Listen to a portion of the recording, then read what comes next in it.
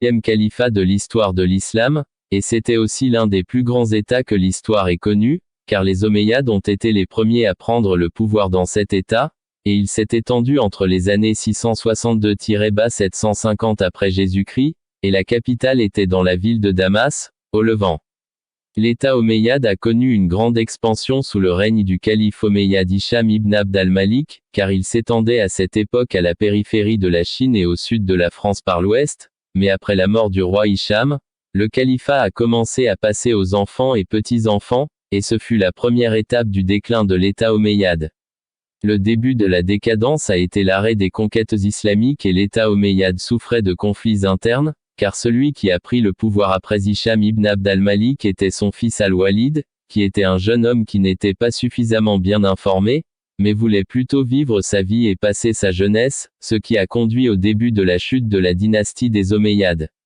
Le roi Hicham a toujours pensé que son fils, Muslima, qui avait un degré de responsabilité suffisant, lui succéderait au pouvoir.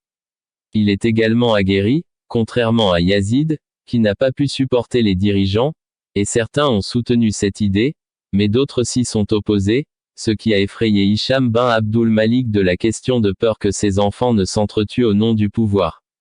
Et quand son fils a pris naissance le califat, il s'est levé en tuant tous ceux qui soutenaient son père pour cette affaire, et quiconque ne voulait pas qu'il soit un dirigeant, profitant du pouvoir entre ses mains.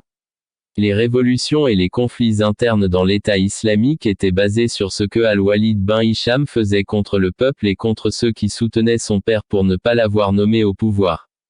Un homme avec beaucoup d'argent, et ils ont courtisé Yazid ibn al-Walid, alors il les a conduits et a pu se rendre au palais du roi Al-Walid et le capturer, puis le tuer.